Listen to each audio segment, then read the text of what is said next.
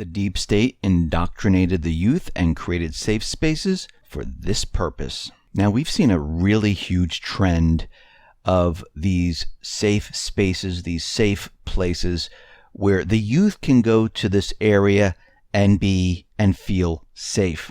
Now, this was created a long time ago. It was a program to make our youth completely dependent on the government, to make them afraid of everything, and to make sure they don't see any other way except the way that's being dictated to them. And this is completely evident on how they reacted when Trump was elected. They reacted like a child. For example, when you're in a store with a child and the child wants a piece of candy, and you tell the child, no, you cannot have that piece of candy, the child stamps its legs, cries, screams, until the child gets its way. This is what has been done. Now, the process was to make everyone feel the same. Make sure that you were special. You're not a loser. You could never lose. Now, think back. During a baseball game, everyone gets a trophy. The winners, the losers, doesn't make a difference. In bowling, they have the sides come up so you can never get a gutter ball. And this was done on purpose. It is a way of brainwashing, controlling these children. Now, of course, the deep state, the establishment, they had to convince the parents that this was the right thing. And this is exactly what they did. And the parents went along with it. And today, we see what we have. We have children who are crying, smashing, destroying things on the street if they do not get their way. Because they don't understand what it is to lose. They don't understand what it's like to feel something else except praise and you're a winner. Because life is not like that. Life has curveballs. Life has gutter balls. And Van Jones, he really crushed this. Listen to this clip and what he says about safe spaces, safe places. There are two ideas about safe spaces.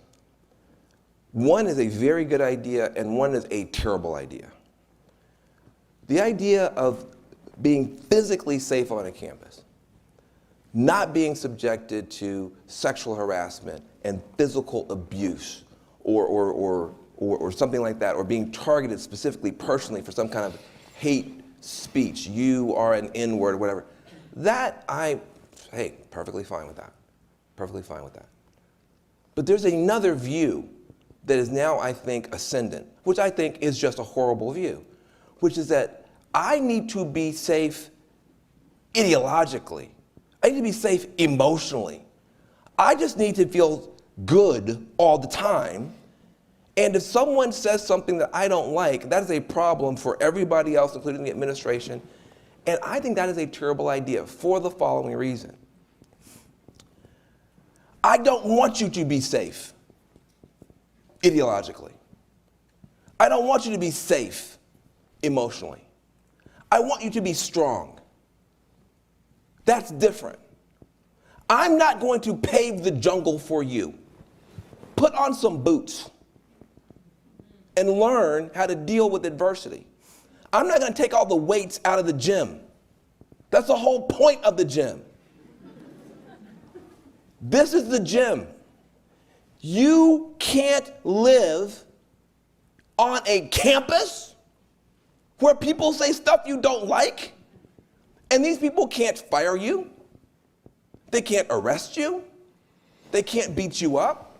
They can just say stuff you don't like, and you get to say stuff back. And this you cannot bear.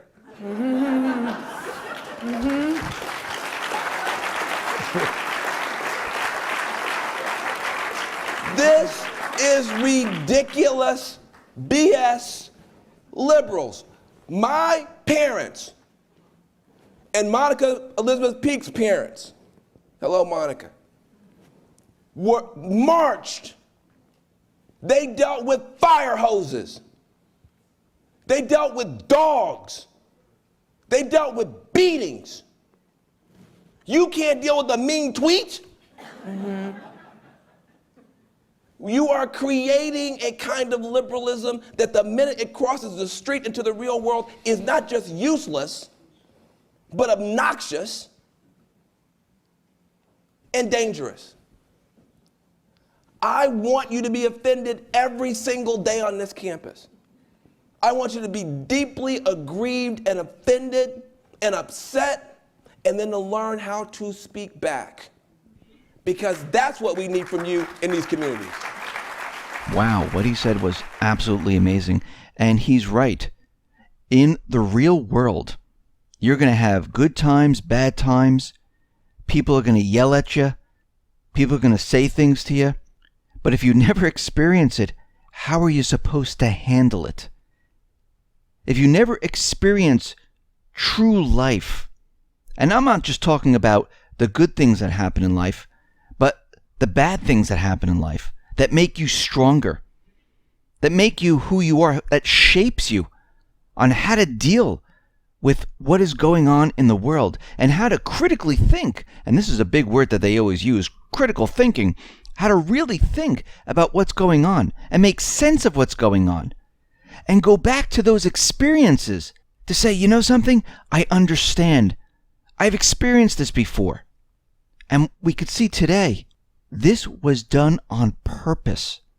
They wanted a group that is completely controllable, a group that will do whatever they want and will react in situations when it doesn't go their way. Now, you can hear more of all of this in the full report, which is on the X22 Report YouTube channel.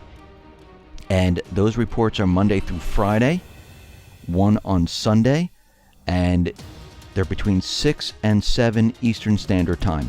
And if you want to listen to incredible interviews, you can go to the X22 Report Spotlight YouTube channel, where you can hear interviews with Cliff High, you can hear interviews with David Morgan, you can hear interviews with Michael Snyder, you can hear interviews with David Stockman, Jim Rickards. So head on over to the X22 Report Spotlight YouTube channel, and you can hear all the interviews there.